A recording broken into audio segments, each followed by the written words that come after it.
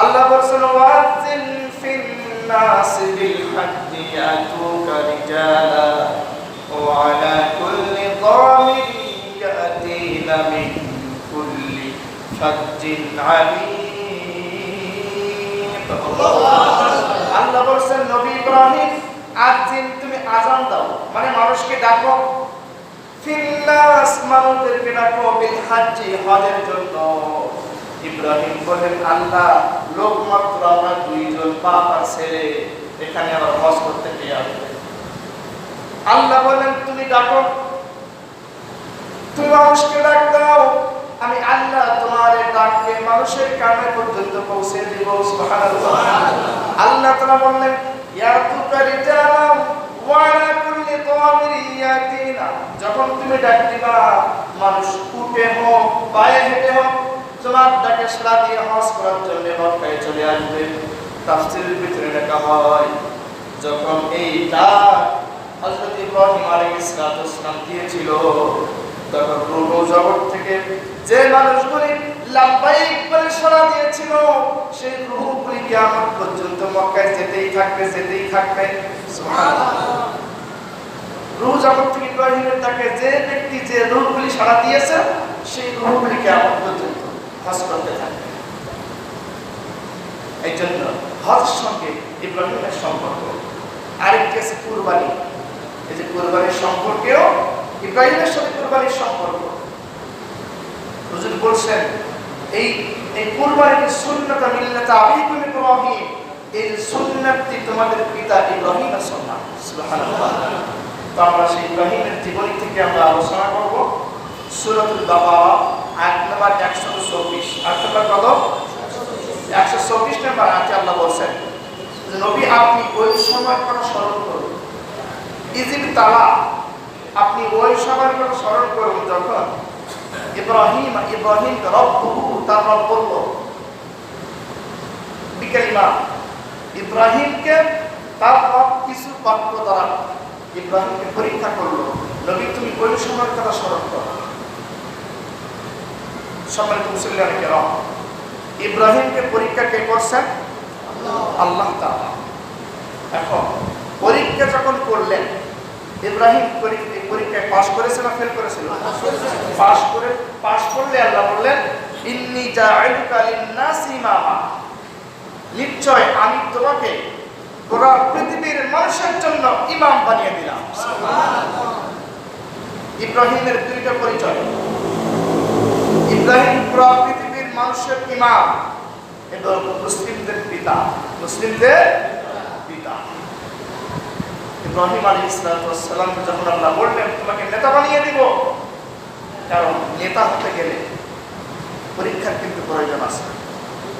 আমাদের সমাজে একেবারে ছোট্টতে কাউন্সিলর থেকে নির্বাচন শুরু হয়, পরীক্ষা দিয়েই ওখানে কাউন্সিলর হতে হয়, মেয়র হতে হয়, এমপি হতে হয়, উপজেলার চেয়ারম্যান হতে হয়, এরকম যত পোস্ট আছে, যত পোস্টে নির্বাচনের মাধ্যমে হতে হয় সবগুলো পরীক্ষায় পাশ করে হতে হয়।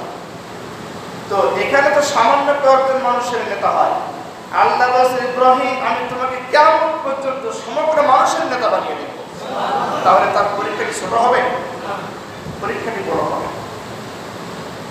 তাফসীরের ভিতরে প্রাচীন একটি তাফসীরে মাযহারি, আল্লামা একজন বিখ্যাত সালাউল্লাহ পানিপতি রাহমাতুল্লাহ আলাইহির লেখা তাফসীরে মাযহারিতে উনি বলেছেন যে ইব্রাহিমকে আল্লাহ বিশেষত 7টি পরীক্ষা নিয়েছিলেন। কয়টা পরীক্ষা? 7টা। আর অন্যান্য বর্ণনায় 30টা পরীক্ষা আছে। তো 30টার ভিতরে সবচেয়ে কমন 7টা পরীক্ষা, যে পরীক্ষা সবচেয়ে বড় বড় পরীক্ষা ছিল। তা 7টা পরীক্ষা আমরা বলতে গেলে আমাদের 7-8 জুন মাস চলে যাবে, শেষ হবে যদি ইব্রাহিমের জীবনী এত বড়। তা আমরা সব পরীক্ষা বিস্তারিত আমরা বলতে পারবো না, আমরা ধারণা দিয়ে চলে যাই। ইব্রাহিমের প্রথম পরীক্ষা হয়েছিল তার রবকে খুঁজে বের করার পরীক্ষা। ইব্রাহিম এমন জাতিতে, এমন একটি সময় ইব্রাহিমের জন্ম, নিজের পিতামাতা পর্যন্ত সব মুশরিক। একজন মাত্র তাওহীদের পক্ষে ছিল, তা হচ্ছে ইব্রাহিম আলাইহিস সালাম।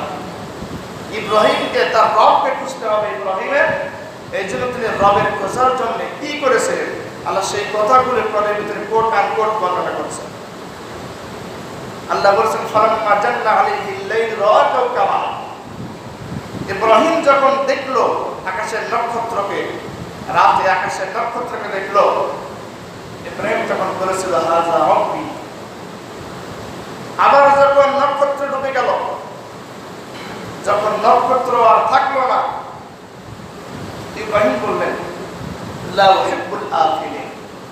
যে জিনিসটা অস্তমিত হয়ে যায়, যে জিনিসটার অস্তিত্ব বিলীন হয়ে যায়, এই জিনিসটাকে আমি পছন্দ করি না, সেই জিনিসটা আমার রব হতে পারে না।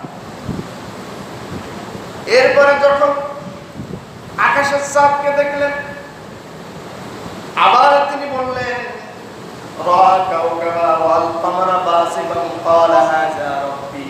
আবার যখন আকাশের চাঁদকে তিনি দেখলেন, চাঁদের আলো যখন জমিনের ভিতরে পড়ল, তিনি চাঁদকে দেখে তিনি বললেন হাযা রাব্বি, মনে হয় এটি আমার রব। আবার যখন চাঁদ ডুবে গেল, অস্তমিত হয়ে গেল, আবার তিনি বললেন ফালাম্মা ফালাকালা লাইল্লাম ইয়াহদিনি রাব্বি লাকুনান্না মিনাল কওমিদ দাল্লিন। যদি আমার রব আমাকে হিদায়াত না দেখান, তাহলে আমি তো গুমরাহির ভিতরে অন্তর্ভুক্ত হয়ে যাব। বিশ্বাস করতে পারলেন না। এই জন্য কবি এখান থেকে বলেন নিঝুম রাতের দূর আকাশের দিক তাকিয়ে ছোট্ট ছেলে মাকে বলে স্রষ্টা আমাকে। এই কথা কিন্তু শুধুমাত্র গানের কথা না, ইব্রাহিম তার মাকে বলেছিল মা আমার রবকে। ইব্রাহিম বলছে মা আমার রবকে বলো। মা বলে আমি। ইব্রাহিম বলে মা তোমার রবকে। মা বলে আমার রব তোমার পিতা। ইব্রাহিম বলে মা আমার পিতার রবকে। আমার পিতার রবকে। ইব্রাহিমের মা বলে তোমার পিতার রব হলো নমরুদ। এবার বলে নমরুদের পিতাকে, নমরুদের রবকে। মার কোনো জবাব আছে? মার কিছুই বলতে পারে না, একটা চড় মেরে বসিয়ে দিল। বলে আর বলিস না, পর্যন্ত থাক, তোর স্টেপ শেষ, আর তুই বলতে পারবি না। ইব্রাহিম রবের অনুসন্ধান করেছেন। এবার শেষমেশ যখন রাশামসে বাজিবাতান ক্বালা হাযা রাব্বি হাযা আকবার। এরপরে যখন তিনি আকাশের সূর্যকে দেখলেন, সূর্য উত্তপ্ত, তাপ যখন সূর্য জমিনের ভিতরে দেয়, সূর্যকে দেখে তিনি বললেন হাযা রাব্বি হাযা আকবার, এটি আমার সবচেয়ে বড় রব। এই সূর্য অস্ত যাবে কি যাবে না? সূর্য যখন অস্ত গেল, ইব্রাহিম বলল ইয়া কওমি ইন্নী বারিউম মিম্মা তুশরিকুন। হে আমার কওমেরা, নক্ষত্র আমার রব হতে পারে না, আকাশের চন্দ্র আমার রব হতে পারে না, আকাশের সূর্য আমার রব হতে পারে না। কারণ এবার আমি বুঝতে পেরেছি তোমরা যে জিনিসগুলির সঙ্গে শিরিক করো, আমি তার ভিতরে লিপ্ত নই। ইব্রাহিম তার থেকে দূরে সরে আসে। এসে ইব্রাহিম কি বলেছিল? অনেকের মুখস্থ আছে ইন্নী ওয়াজ্জাহতু ওয়াজহিয়া লিল্লাযী ফাতারাস সামাওয়াতি ওয়াল আরদা হানিফাও ওয়া মা আনা মিনাল মুশরিকিন। ইব্রাহিম তখন বলেছিল আমার মুখকে আমি ঘুরিয়ে দিলাম ওয়াজহিয়া লিল্লাযী, ওই রবের দিকে যিনি ফাতারাস সামাওয়াতি ওয়াল আরদ, যিনি আসমান এবং জমিনকে সৃষ্টি করেছেন, হানিফান, একনিষ্ঠভাবে ঘুরিয়েছি। আমার ঘোরার ভিতরে কোনো সন্দেহ নাই, দুনিয়ার কোনো উদ্দেশ্য নাই, একমাত্র আমি একনিষ্ঠভাবে খালিস নিয়তে রবের দিকে আমি আমার মুখকে ঘোরালাম। ওয়া মা আনা মিনাল মুশরিকিন, আর আমি তোমাদের মতো মুশরিকদের অন্তর্ভুক্ত নই। এক নম্বর পরীক্ষা, তিনটা পরীক্ষা একবার হয়ে গেল। ইব্রাহিমকে আপনার নক্ষত্র দিয়ে পরীক্ষা করলেন, পাশ করলেন। চাঁদকে দিয়ে পরীক্ষা করলেন, পাশ করলেন। আল্লাহ দিলেন সূর্যকে, পাশ করলেন। এবার 4 নম্বর পরীক্ষা ইব্রাহিমের হয়েছিল, এটি হলো নমরুদের আগুনে নিক্ষিপ্ত হওয়া। বিস্তারিত কোরআনের ভিতরে বর্ণনা আছে, আমরা সব আয়াত আনতে পারছি না, সময়ের অভাব। তো যখন ইব্রাহিম বাড়িতে বলবো আমি রবকে মানি না, কোন রবকে মানি না, তার পিতা আজর তাকে নিয়ে গেল কোথায়? নমরুদের কাছে। নিয়ে বললো ডিবেট করো, দেখা যাক কে জিততে পারে। ডিবেট করো অর্থাৎ দুজনের ভিতরে বিতর্ক করো। যদি নমরুদ জিতে পারে, নমরুদের পক্ষে তুমি যে তোমার পক্ষে। ডিবেটে বসলো দুইজন, ডিবেটের ভিতরে কি কথা হয়েছিল সেই কথাও কিন্তু আল্লাহ কোরআনের ভিতরে বর্ণনা করেছেন।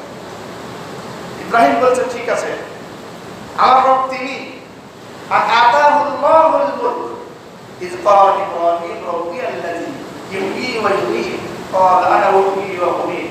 ইব্রাহিম বলছে আমার রব যিনি, আমার রব সেই আল্লাহ যিনি সব কিছুর মালিক এবং তিনি ক্ষমতা দেন, এবং আমার রব তিনি যিনি জীবিতকে মৃত্যু করেন, মৃত্যুকে জীবিত করেন। যখন এই কথা বলা হলো তখন নমরুদ বলছে ঠিক আছে আমিও পারি, আনা উহয়ী ওয়া উমীত, আমিও পারি। তা কিভাবে? আমি পারি এইভাবে, দেখো আমার জেলখানা থেকে দুইজন লোক নিয়ে আসা হোক, দুইজন লোককে জেলখানা থেকে আনা হলো, নমরুদ একজনকে হত্যা করলেন আর একজনকে জীবিত ফিরিয়ে দিলেন, দিয়ে বলছে দেখো আমি জীবন দিয়েছি, আমি মরণ দিয়েছি। এরকম বলো তাই ঠিক আছে। قال إبراهيم فإن الله يأتي بالشمس من المشرق فأت بها من المغرب فبهت الذي كفر। ইব্রাহিম বলেছেন ঠিক আছে, আমার রব সূর্যকে পূর্ব দিক থেকে উদিত করেন, পশ্চিমে অস্ত করেন। তুমি কেমন রব হয়েছো, সূর্যকে পশ্চিমে উদিত করো, পূর্বে অস্তমিত করো, পারবে? فبهت الذي كفر, ও কাফের একেবারে বোকা হয়ে গেল। আর তুমি যখন যুক্তিতে না পারে, যখন যোগ্যতায় না পারে, এই সময় জালেমদের নীতি হলো তাকে পথ অবলম্বন করা। যোগ্যতায় পারবে না, যখন তারা অন্য যুক্তিতেও পারবে না, মানুষের জনবিরোধে পারবে না, ওই সময় তারা টাকা পথ অবলম্বন করবে। নমরুদ করেছিল তার পথ অবলম্বন কি? হাদিকুহু ওয়ানসুরু আলিহাতাকুম ইন কুনতুম ফাআইলিন, বলল আগুন আনো, একে আগুনে নিক্ষেপ করো। আলকুহু ফিল জাহিম, নমরুদ ইব্রাহিমকে আগুনে নিক্ষেপ করেছিল। এটি ছিল আরেকটি পরীক্ষা। সম্মানিত উপস্থিতি, সব পরীক্ষা বলতে গেলে আমাদের সময় হবে না। আমরা এখন চলে যাচ্ছি 6 নম্বর পরীক্ষায়। মাঝখানে 2-3টা পরীক্ষা বাদ আছে, যদি সুযোগ হয় অন্য সময় বলবো, যেহেতু আমাদের সময় খুবই কম। আমার 6 নম্বর পরীক্ষা যেটি ছিল, ইব্রাহিমকে আল্লাহ সন্তান দিয়েছিলেন একেবারে বৃদ্ধ বয়সে, 80 বছরের উপরে বয়স। এই সময় তাকে আল্লাহ তাআলা সন্তান দিয়েছিলেন। সেই সন্তানের নাম কি ছিল? ইসমাঈল আলাইহিস সালাম। ইসমাঈলকে আল্লাহ তাআলা দিলেন।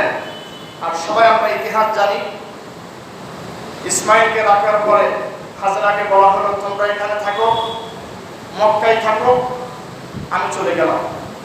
যখন সেখান থেকে বেরিয়ে হাঁটা শুরু করলেন, হাজরা বলছে আপনি আমাকে রেখে কোথায় যাচ্ছেন? উনি করে কথা বললেন না, ইব্রাহিম হাঁটছেন। আবার বলছেন আপনি রেখে কোথায় যাচ্ছেন? উনি তখন বললেন, হাজরা তখন বলছেন এটি কি আল্লাহর হুকুম হয়েছে? উনি বলেন হ্যাঁ, আমি আল্লাহর হুকুমে এখান থেকে চলে যাচ্ছি। হাজরা তখন বললেন যদি আল্লাহ হুকুম করে তাহলে সেই আল্লাহ আমাদের ফেলে রাখবেন না। সুবহানাল্লাহ। ইব্রাহিম যখন সেখান থেকে বের হয়ে দোয়া করেছিলেন, রব্বি জাআল হাযা বালাদান আমিনা ওয়ারযুক আহলাহু মিনাস সামারাত মান আমানা মিনহুম বিল্লাহি ওয়াল ইয়াউমিল আখির। ইব্রাহিম দোয়া করেছিল আল্লাহ আমার আহলকে যারা মানবহীন একটু উপত্যকায় রেখে গেলাম, ওয়ারযুক আহলাহু মিনাস সামারাত, আল্লাহ তুমি এদেরকে ফল ফলাদি নামক রিজিক দিয়ে তুমি এদেরকে তৈরি করবা, কারণ এখানে পানিও পাওয়া যায় না, এখানে ফসলও তেমন কিছু হয় না। যখন ইব্রাহিমের দোয়া করে আরবে এত পরিমাণ ফল পাওয়া যায়, পৃথিবীর যেখানে যে পরিমাণ ফল আছে আপনি আরবে যাবেন সব ফল সেখানে পাবেন ইব্রাহিমের দোয়ার ফসল। আরবের পাশেই আছে তায়েফ, সেখানে আল্লাহ তাআলা ইব্রাহিমের দোয়ার বরকতে এত ফসল দান করেন, আরবে এমন কোনো ফসল নেই, ফল নেই যে আরবে মক্কায় পাওয়া যায় না। ইব্রাহিমের দোয়ার কারণে আল্লাহ সকল ফলগুলি আল্লাহ সেখানে দান করছেন। সুবহানাল্লাহ। শুধু এটি নয়, ইব্রাহিম দোয়া করেছিল আল্লাহ ফাজআল আফইদাতাম মিনান নাস তাহওয়ি ইলাইহিম ওয়ারযুকহুম মিনাস সামারাত। হে আল্লাহ তুমি মানুষের মনকে এই ঘরের দিকে দিয়ে দাও যেন মানুষ এই ঘরে বারবার আসতে থাকে। আল্লাহ সেই দোয়া কবুল করেছেন। এই জন্য এই কাবাকে আল্লাহ বলেছেন মাসাবাতান লিন-নাস ওয়া আমনা। এই কাবার এতটাই বরকত, মানুষ যদি কাবায় একবার যায় সেই মানুষের মনে হবে যদি আরেকবার যেতে পারতাম, যদি এইরকম ভাবে পৃথিবীর ঘর 5 বার 10 বার দেখলে মন চায় না, কিন্তু আরবের যতবার তুমি মক্কায় মনে হবে যদি আল্লাহ আবার যেতে পারতাম। ইব্রাহিমের দোয়ার বর্গ, সুবহানাল্লাহ। ইব্রাহিম দোয়া করেছিল, আল্লাহ মানুষের মনকে তুমি এইদিকে দিয়ে দাও, কারণ আমার সন্তানকে রেখে যাচ্ছি, এখানে কোনো মানুষ বাস করে না। অনেক ঘটনা, অনেক আয়াত আছে, খুবই সময় খুবই স্বল্পতা। তাহলে আমরা 6 নম্বর ইব্রাহিমের পরীক্ষার কথা বলছি। ইব্রাহিমের 6 নম্বর পরীক্ষা হলো ইব্রাহিমের সন্তান যখন একটু বড় হলো, ফালাম্মা বালাগা মা'হু সা'য়া, ইব্রাহিমের সন্তান ইসমাঈল যখন একটু বড় হলো, হাঁটতে চলতে পারে, দৌড়াতে পারে। তাফসীরে অনেক রকম মতামত করা হয়েছে। কোন জায়গায় বলা হয়েছে 7 বছর, আবার কোন জায়গায় 10 বছর, কোন জায়গায় 12 বছর, কোন জায়গায় 15 বছর, এরকম বিভিন্ন ভাষায় কথা বলা হয়েছে। আর কোরআনের ভাষায় বলা হয়েছে সা'য়া, মানে ছুটতে পারে। যে বয়সের বাচ্চা ছুটতে পারে এবং ভালো মন্দ বুঝতে পারে, এরকম একটি বয়স। এইরকম বয়স যখন ইসমাঈলের হলো, আল্লাহ তখন ইব্রাহিমকে কি স্বপ্ন দেখালেন? যে তোমার প্রিয় জিনিসটাকে আল্লাহর রাস্তায় কুরবানি করো। ইব্রাহিমকে আল্লাহ বলেন কেমন জিনিস বুঝেন নাই? যে জিনিসটা তোমার প্রিয় জিনিস, সেই জিনিসটাকে আল্লাহর রাস্তায় কুরবানি করো। ইব্রাহিম অসংখ্য উট কুরবানি করেছেন, দুম্বা কুরবানি করেছেন, অথচ কুরবানি কবুল হয় না। তখন আল্লাহ তাআলা ইব্রাহিমকে স্বপ্ন দেখালেন। ইব্রাহিম স্বপ্ন দেখলো কি? ইব্রাহিম স্বপ্ন দেখলেন আরাফিল মানাম আন্নী ইয়াজবাহুকা। ইব্রাহিম স্বপ্ন দেখেছেন রাতে। সকালে বলছেন, ইয়া আমার সন্তান, ইয়া বুনাইয়া, হে আমার আদরের সন্তান, নানা পুত্রী কলিজার টুকরা ইসমাঈল, আমার জীবনের শেষ বয়সে আল্লাহ তোমাকে আমাকে দান করেছেন, তোমাকে আমার জন্য দান করেছে। আমি ইব্রাহিম বারবার করে দোয়া করেছিলাম, রব্বি হাবলি মিনাস সালিহিন, রব্বি হাবলি মিনাস সালিহিন। ইব্রাহিমের দোয়ার বরকতে আল্লাহ একজন ধৈর্যশীল সন্তান দান করেছেন। সে সন্তানকে বলছেন, হে আমার সন্তান, ইয়া আমার আদরের টুকরা কলিজার টুকরা নয়নের পুত্রী সন্তান, আরাফিল মানাম, আমি স্বপ্ন দেখেছি, আন্নী আযবাহুকা, আমি তোমাকে জবর করছি। কি করছি? জবর করছি। আমি তোমাকে জবর করে ফেলেছি না, কিন্তু জবর করছি। আল্লাহ নবীদের স্বপ্ন কি? ওহী। আল্লাহ নবীরা কোনো ভুলভাল স্বপ্ন আমাদের মতো দেখেন না। আমরা যেমন স্বপ্ন দেখে পাহাড়ে চড়ে আকাশে চড়ি, আল্লাহ নবীরা কিন্তু এরকম স্বপ্ন দেখেন না। এটা গল্প আছে, স্বপ্ন নিয়ে ছোট একটা গল্প বোঝার জন্য। বনি ইসরায়েলের 3 জন লোক বের হয়েছে।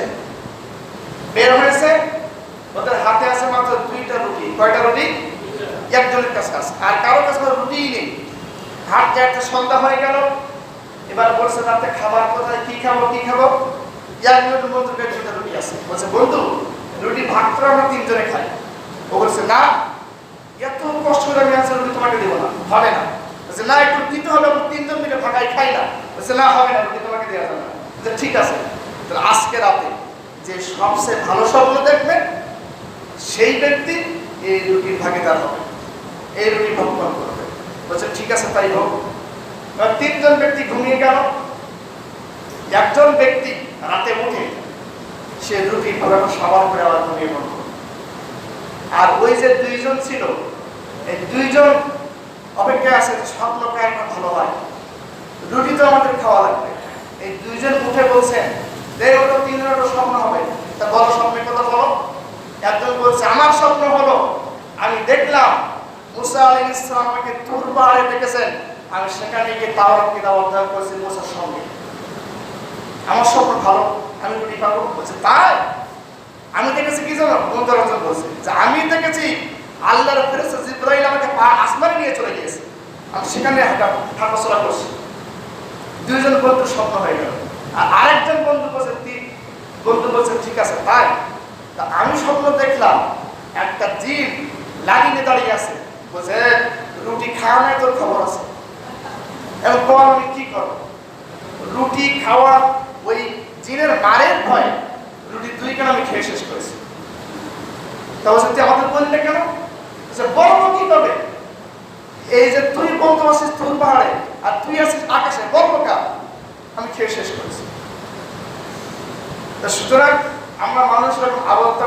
দেখি আর সেই স্বপ্ন মানুষকে প্রকাশ করি, কিন্তু আল্লাহ নবীরা কোনো ভুলভাল স্বপ্ন দেখেন না। আর ইসমাঈলের সেই বুদ্ধি হয়েছে যে আমার পিতা স্বপ্ন দেখেছে, নিছক কোনো স্বপ্ন না, এই স্বপ্নটাই আল্লাহ ওহী। সম্মানিত মুসলিম কেমন, ইন্নী আরা ফিল মানাম আন্নী আযবাহুকা ফানজুর মাযা তারা। হে আমার সন্তান, আমি স্বপ্ন দেখেছি, আমি তোমাকে জবাই করেছি, এখন তোমার মতামত কি জানিয়ে দাও। যদি বর্তমান সম্পাদ হতো, বর্তমান স্বপ্ন হলে বলতো তুমি তোমার স্বপ্ন দিয়ে থাকো, আমি এখান থেকে থাকলাম, তোমার পিতার আমার দরকার নাই, এর পিতা নাই, এ তো জালেম, এ তো পিতা নাই, এ তো কসাই, সন্তানকে মারার জন্য আসে।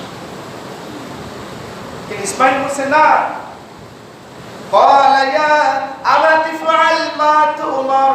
হে আমার পিতা, আপনি যে স্বপ্ন দেখেছেন, যে স্বপ্ন আপনাকে দেখানো হয়েছে, যে ওহী আপনাকে করা হয়েছে, মা তুমার, আপনি আপনার ওহী আমার উপরে বাস্তবায়ন করতে পারেন। কি সন্তান আর কি পিতা, চিন্তা করেন তো। ইব্রাহিমের জীবন থেকে আমাদের এখানে কি শিক্ষা আছে? ইব্রাহিমের জীবন থেকে আমাদের এখানে শিক্ষা হলো, বিপদ হোক আর মুসিবত হোক, আমাদের অবস্থার প্রতিকূল হোক আর অনুকূল হোক, আনুগত্য করতে হবে। নিজের পিতা আল্লাহ নবী এই কথা স্বীকার করে ইসমাঈল আনুগত্যের সর্বোচ্চ একেবারে নজরানা পেশ করে বলছে, আপনার উপরে যে ওহী করা হয়েছে, আপনি সেই ওহীকে বাস্তবায়ন করুন। সুবহানাল্লাহ। সম্মানিত মুসলিম কেরাম, এরপর আমরা সবাই ঘটনাটি জানি। নিজের মাতার কাছ থেকে বিদায় নিয়েছিল, হাজেরার কাছ থেকে যখন আসছিল, ইবলিস তখন ধোঁকা দিয়েছিল, জানো তোমার সন্তানকে নিয়ে যাওয়া হচ্ছে কোথায়, ওকে তো জবাই করা হবে। হাজেরা কিন্তু ওকে বিশ্বাস করে নাই। ইসমাঈলকে বলা হলো তোমাকে হত্যা করা হবে। ইসমাঈল কিন্তু পাথর নিক্ষেপ করেছিল, যে কয়েক জায়গায় পাথর নিক্ষেপ করা হয়েছিল, হাজেরা গিয়ে জামরায় কঙ্কর নিক্ষেপ করে শয়তানের উপযুক্ত জবাব কিন্তু হাজেরা দিয়ে দেয়। ইব্রাহিমের জীবনী, ইব্রাহিমের সুন্নাহ আমাদের জন্য আল্লাহ দিয়েছেন। সম্মানিত মুসলিম কেরাম, ইতিহাস সবাই যে আমি শুধু আয়াতটুকু বলছি। যখন উমার সাতাজিদুনি ইনশাআল্লাহু মিনাস সাবিরিন, ইসমাঈল তখন বলছেন, হে আমার পিতা, আপনি আপনার স্বপ্নের কথা বাস্তবায়ন করুন, নিশ্চয় আপনি আমাকে, যারা সর্বোচ্চ ধৈর্যশীলের পরীক্ষা দেয়, আপনি আমাকে তাদের ভিতরে পেয়ে যাবে। ধৈর্যশীল কত!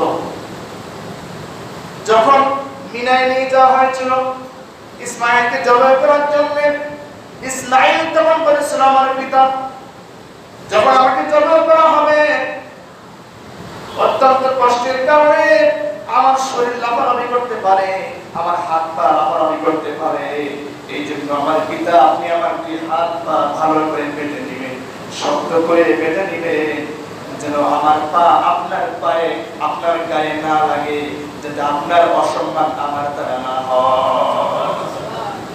আর আমাদের সন্তান পিতামাতার গায়ে হাত দেয়, দেয় কি দেয় না বলেন?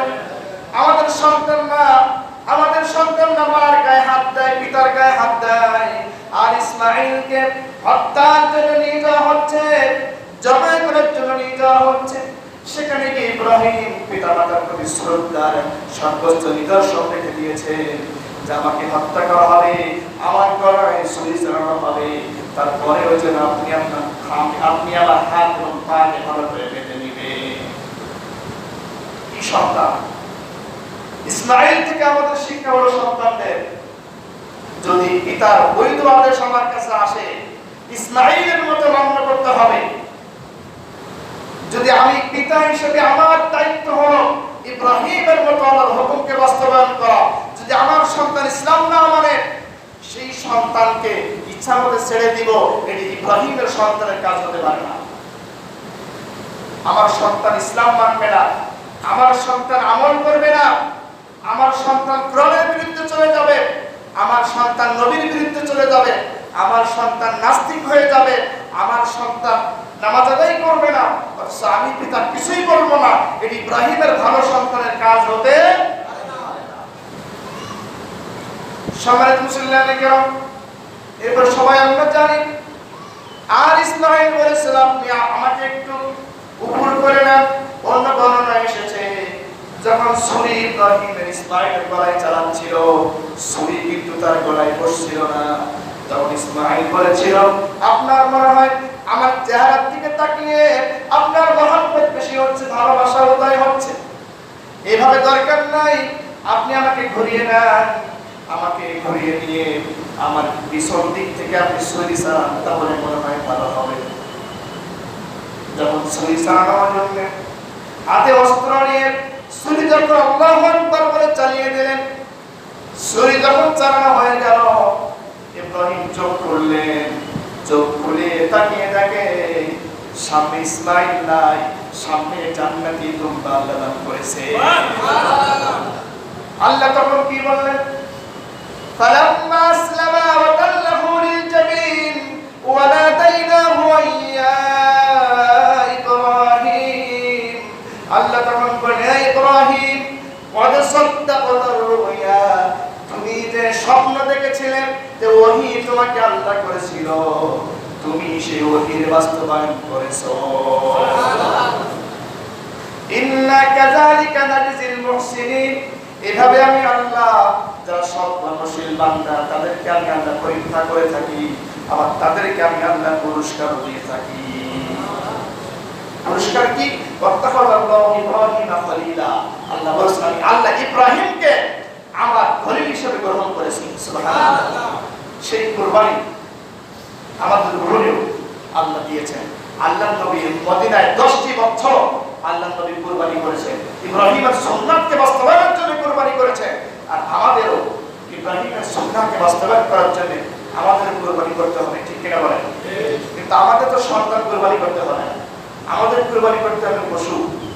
আর হুজুর বলছেন যার উপর কুরবানি করা ওয়াজিব, অর্থাৎ যে ব্যক্তি সামর্থ্য কুরবানি করা, সেই ব্যক্তি কুরবানি করলো না, তাহলে করাবানা মুসাল্লানা, সেই ব্যক্তি যেন আমাদের ঈদগাহে প্রবেশ না করে বা ঈদের নামাজে প্রবেশ না করে।